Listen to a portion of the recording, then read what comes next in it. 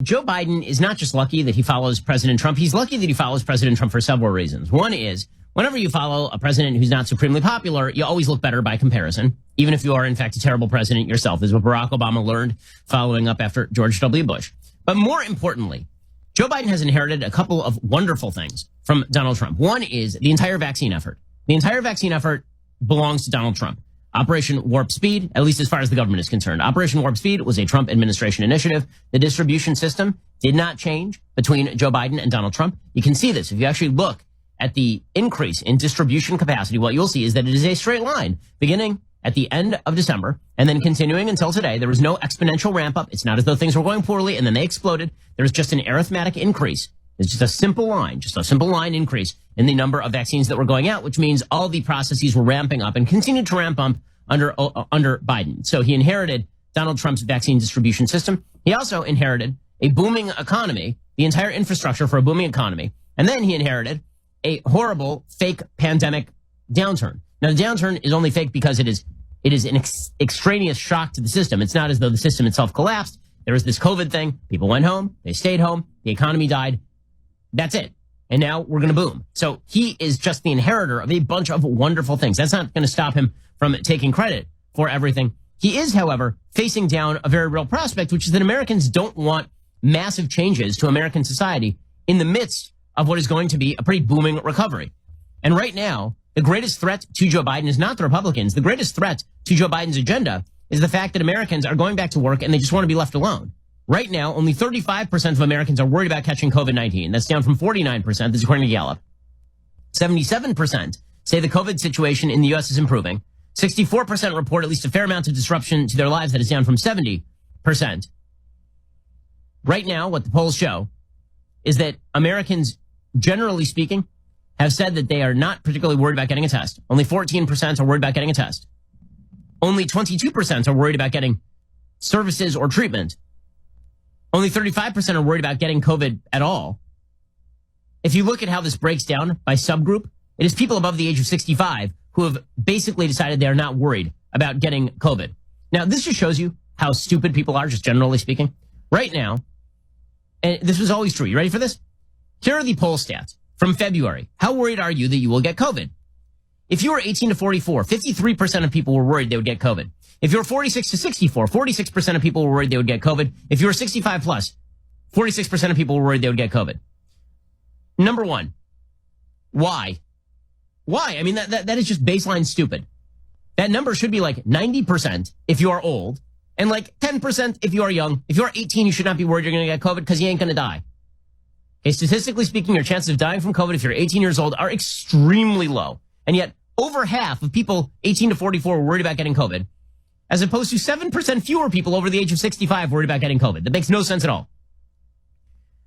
Today, only 21% of people aged over 65 are worried about getting COVID. That's because of the vaccines.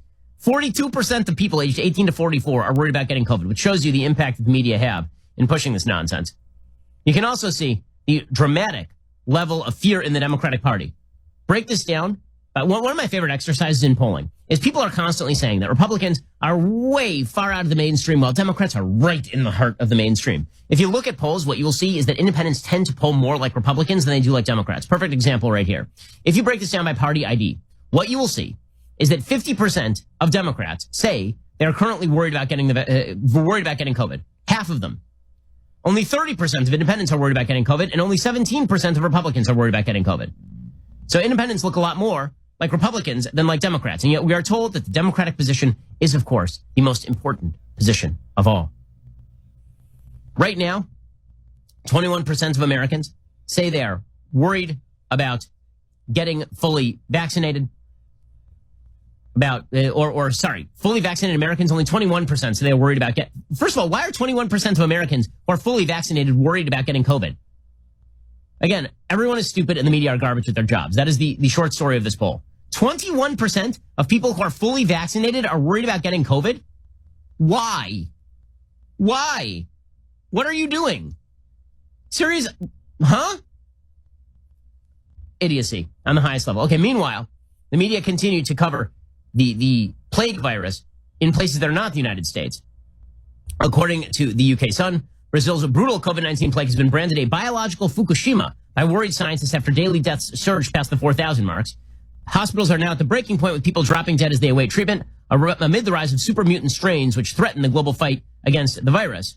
Dr. Miguel Nicoleles, a former regional coordinator of the country's pandemic response team, described Brazil's response as a complete calamity.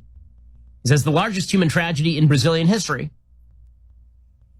His comment was a reference to the shocking explosion at Fukushima because he said that this has set off a chain reaction. It's biological Fukushima.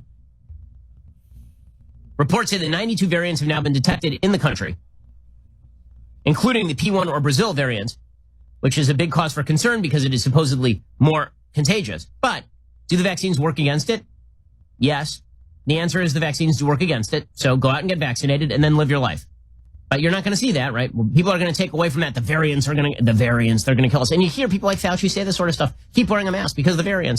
He said that in a conversation with Rand Paul. It was stupid and it was wrong.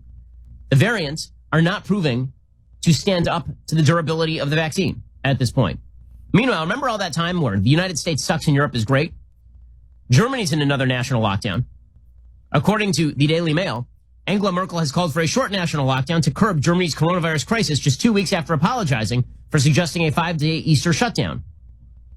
The country is struggling to tackle a third wave of the pandemic. They've recorded an average of 15,000 cases every day for the last week. That is the fifth highest infection rate in Europe. Right now, you can see the 7-day coronavirus average in Germany has been rising rather precipitously. Today, her spokeswoman, Ulrike Demmer, signaled another flip-flop by the chancellor. She told reporters a rising number of ICU patients meant every call for a short, uniform lockdown is right. So European countries continue to lock down. Meanwhile, Anthony Fauci now finally admitting that there's not going to be another coronavirus wave. Remember, just earlier this week, he was like, well, maybe there will be, maybe there won't be. Now he's saying, yeah, not so much. Because I don't think that we're going to see that happen. That is correct. Right now, the federal government estimates 150 million COVID vaccines have been administered. Apparently, over 100 million Americans have already received the vaccine. And then there are many millions, tens of millions of Americans who presumably got COVID. Because we know that we have something like 5 million documented infections in the United States. We only document one out of every probably 8 or 9. So probably you're talking about another 50, 60 million people who are infected with COVID at some point and already have pre-existing immunity. And there are people with T-cell immunity that pre-exists. And for example, I have a sister, her husband got COVID. They were in the same house. She got nothing. Like not nothing. And she was in the same house, in the same air. There's no way she wasn't exposed to COVID. Nothing. And so what we're really talking about is that we are on the verge of herd immunity. It's exactly what Marty Makary, the doctor at Johns Hopkins University, said on this show. He said by April, we'll already be in herd immunity territory. We are. You know how many documented deaths there were in the United States from COVID-19 yesterday? 222. 222. Not like 3,000, not 4,000, 222. It's the lowest level since March of 2020. This sucker is over. So if you're believing the alarmism, just so that Joe Biden can foster another $2 trillion of spending, it's because you're stupid. We are done. And as the vaccines continue, we'll be even more done. That is where things currently stand. So don't believe the alarmism. Don't believe the panic. And don't believe that we need to inject trillions more dollars that do not exist into an economy that's going to soar no matter what. I hope you enjoyed that clip from The Ben Shapiro Show. If you did, go ahead and hit the subscribe button so you stay up to date on all of our future content.